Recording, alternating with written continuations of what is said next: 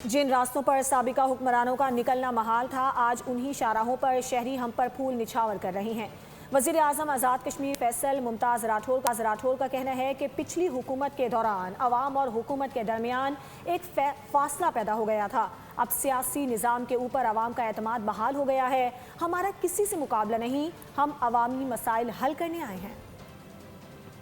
उन्हीं सड़कों पर जहां पर सियासतदानों के लिए चलना मुश्किल था, वहां पर लोगों ने फूलों की पत्तियों से उनका इस्तकबाल किया। हमारा पाकिस्तान पीपल्स पार्टी की हुकूमत ने अपने हलफ के दौरान ही, अपने आगाज के दौरान ही ये वादा किया था कि इस हुकूमत की अव्वलीन तरजीहात में अवामी एक्शन कमेटी के साथ किया हुआ मुआहदा, उस पर अमल दरामद कराना, वो हमारा सबसे बड़ा टारगेट और टास्क होगा। पिछली हुकूमत के 2-2.5 साल के अरसे में लोगों और आवाम के और हुकूमतों के दरमियान में एक बड़ी दूरी आई थी। आपने ये महसूस भी किया होगा कि रियासत के अंदर एक बार फिर सियासी चहल पहल शुरू हो गई, आवाम की बेचैनी और मायूसी में बेपनाह कमी आई और लोग एक बार फिर इस सियासी निजाम के ऊपर अपने एतमाद का इजहार कर रहे हैं। जो मुख्तसर सा ये अरसा इस हुकूमत के पास है कि हमारा किसी से मुकाबला है, हम सिर्फ अपने आप से मुकाबला करने आए हैं, हम अवामी मसाइल को हल करने आए हैं।